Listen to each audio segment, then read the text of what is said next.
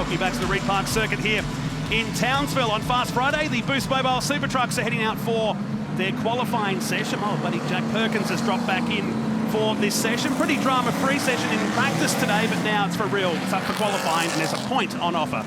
Yeah, exactly right. So the practice session earlier on was pretty straightforward. It was Paul Wheel that had a mechanical drama with his truck. I believe he swapped trucks for this session, so they weren't able to fix the problem in his truck. But yeah, other than that, it was all pretty smooth sailing. It was Shay Davies who was the quickest man. He had 2 seconds on the next truck. I think Paul Morris was back in third. I just saw him in pit lane looking after Nash in Super 3 wearing his driving suit, so he was obviously getting ready to jump into the Stadium Super Truck. But this will be a very good session, actually, watching them all try and extract the most out of it in the qualifying. It's very rare you see him out of those overalls. They were his championship-winning overalls, the UFD ones that took him to championship success back in 2017. Shay Davies, you'll laugh at this, is a bit miffed why he's so quick. He goes, I felt slow. It felt lazy out there. I said, you're 2 seconds. He goes, I know, I just don't know where it was. Sometimes they say slow is fast, but in a Stadium Super Truck, I'm not sure that would always be the case. But no, yeah, great speed, and he'll be looking to replicate that and see if he can get a quicker time again. They were in the 1 minute 35 bracket. The track's forever getting quicker and quicker, and the evolution of the circuit's getting there. So no doubt they'll be more familiar with the jumps and things as well in this session. And we're looking forward to seeing how Toby Price goes. Took him a bit to get his head around it all again, but he took it like a duck to water, so he'll be fine, and he'll be looking to try and catch up to Shay Davies. Apart from that, a very quiet paddock area here at Reed Park for the Boost Mobile Super Trucks. With the amount of time they had between sessions, they didn't want to be creating much more work for the hard-working team that are down there. So Paul Wheel, that you're watching now, the KMC Wheels entry heading down to the final turn. He's jumped now into the truck that Greg Gartner drove. Now, you might be saying, well, hang on, that's not his usual colours. Because all these panels are movable, they've moved it across to Paul Wheels. To Greg Gartner's entry, so he'll run that for at least today. Brand new transmission. They're all a bit miffed on why that just stopped like it did during the first session today, but with a lot of time now between today's qualifying and the first race tomorrow morning, they'll have that solved and ready to go for race number 1. They carry around a T truck, if you will, a spare truck which goes to all the series rounds. It's actually there just in case we have someone come along to go and drive, but for this weekend it's going to be used just in case we have any mechanical dramas or any significant damage. It's a good point you bring up, though. The Super Trucks are a steel frame with a fiberglass body. So what we see on the outside is effectively just a skin, and it's a light fiberglass setup. Obviously very easy to change truck to truck.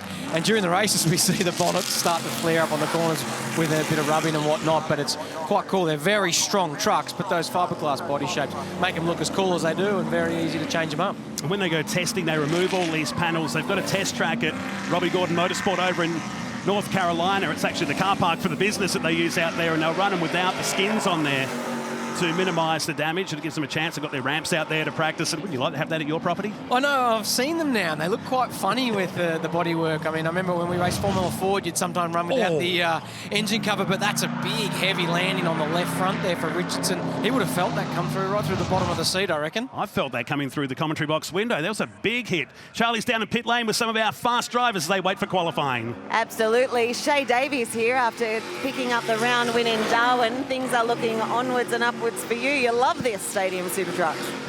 Yeah, it's been a great start to the season, really. As you said, Darwin was a bit of bump and grind, but an overall good result for us. So yeah, I'm just really enjoying my time in the truck and getting more and more confident with the truck every time we go racing. So yeah, loving it. It's fun.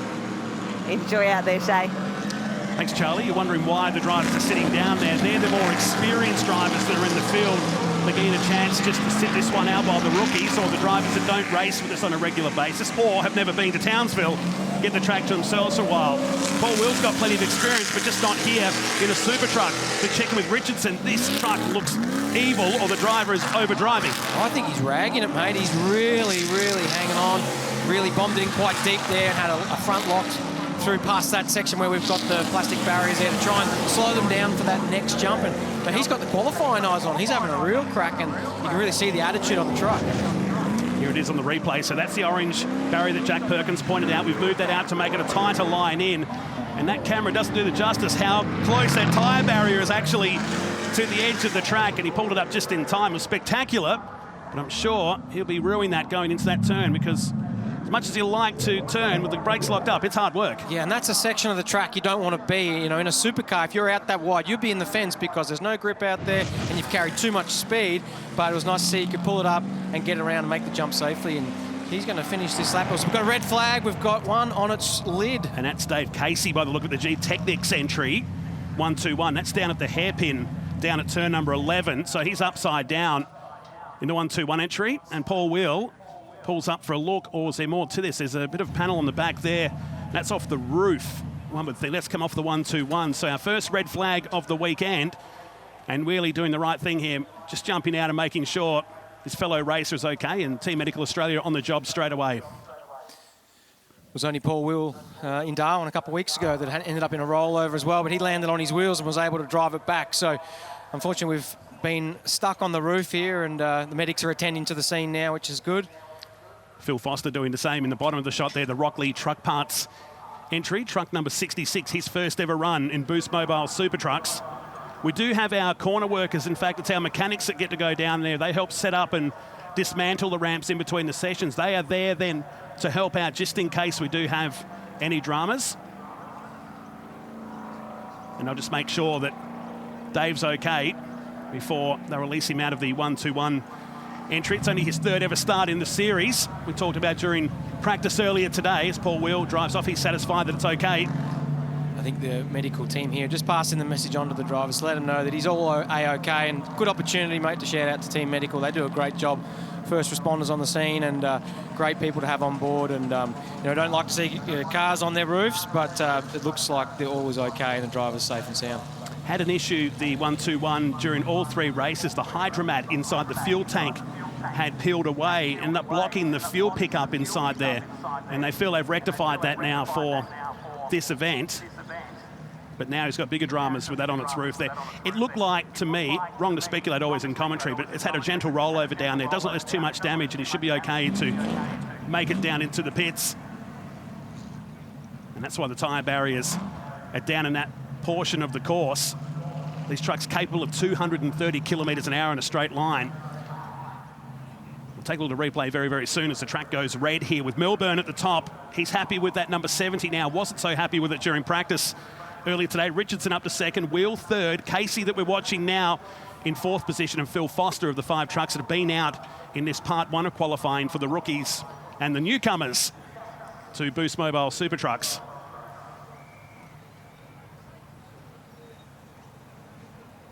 It's normally a great part of the circuit down here. Creates a lot of passing here. We can see he's out of the truck, which is good to see. That's a good sign. Looking at the rear of that truck, you can see the bar has been pushed in on there as well. We're going to take a look at a replay of this now, heading down towards turn number 11. So that's Richardson going along the distance. So, yeah, it's a bit more than a small incident. I'm not going to guess on how many rolls that time because I was highly criticised for that one at Darwin. We might have a rear shot of it here too, mate. It looks like it's just locked the rears on the way in, and then it's just gripped up on the side grip. It's just turned itself over and barrel rolled a few times. A nasty couple of rollovers there, and we've seen the driver get out, so that's great news. But certainly a lot of bite on the car, and it just pitched itself over. It's the sound of it on the bitumen too. That's in real time and landing hard on its roof.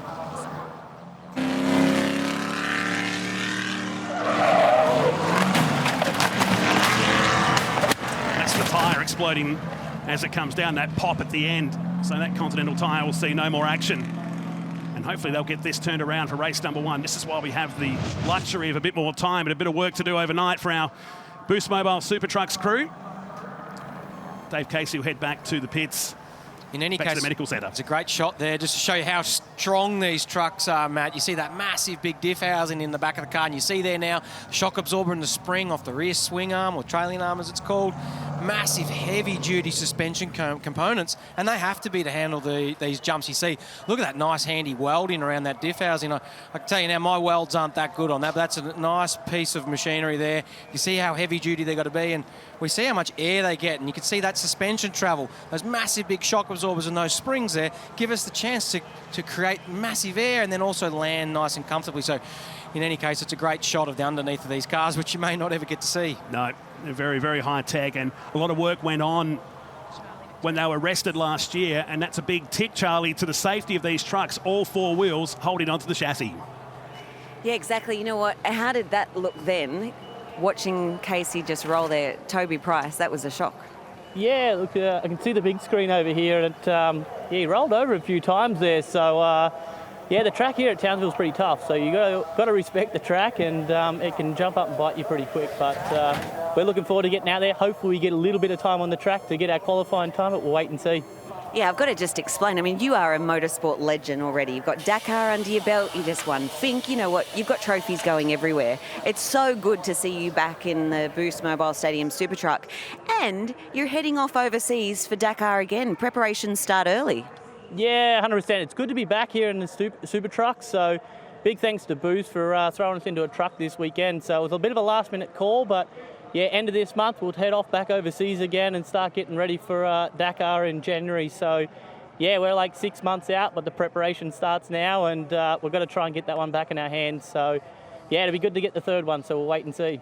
Third Dakar, imagine saying that. What a legend you are. How does it compare, though, to a Super Truck?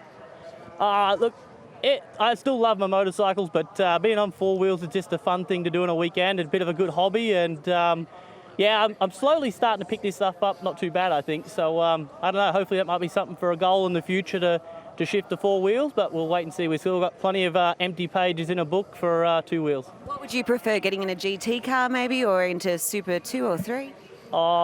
I don't really mind. I'd race a lawnmower if I had to, so I'm all good. I'll go with anything. So if it comes at my doorstep, I'll take it. So it should be exciting. We'll wait and see what happens in the future. You're an Australian motorsport hero, Toby Price. Have fun this weekend. We will do that. Thank you very much. Absolute dead set legend, isn't he, of Australian motorsport, from the quiet surroundings of Hillston in central New South Wales to the dizzy heights of the world stage.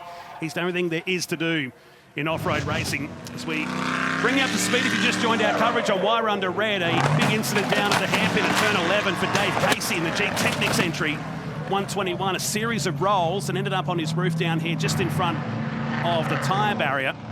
So just coming in a fraction hot, Jack Perkins. It looks that way. I mean, without knowing if there was a mechanical drum, the rear of the car, the rear axle was locked up, and it's then caused a bit of oversteer on the entry, and then that's resulted in just the way these cars roll so much with that big suspension travel for the jumps. It's pitched in, as you see here, this is a great angle. It's pitched in on that left rear corner, just gripped up and popped up and rolled over.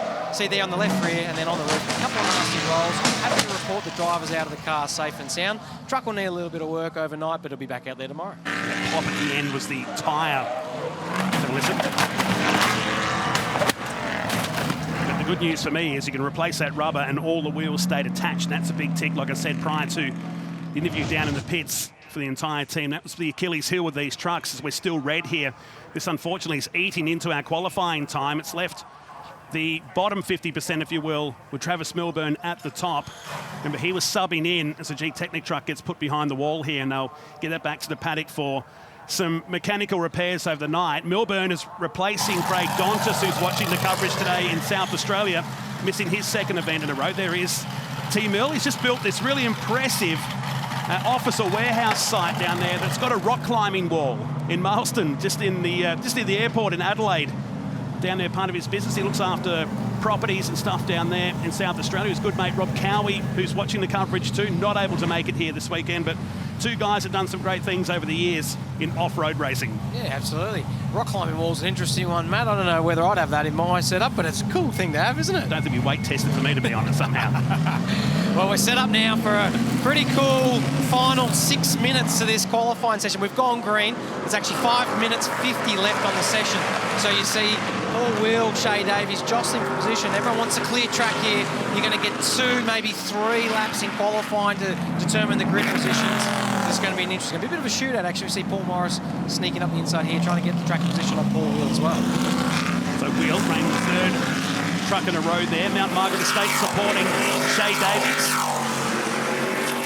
He heads on down into Charters Towers Road, brings us back into the permanent circuit here. It's here all season long. We add the concrete walls to the first 3 parts of this circuit. Right through here, permanent structure. It's been here since the first event back in 2009. This is going to make it a very busy final few minutes. I like this.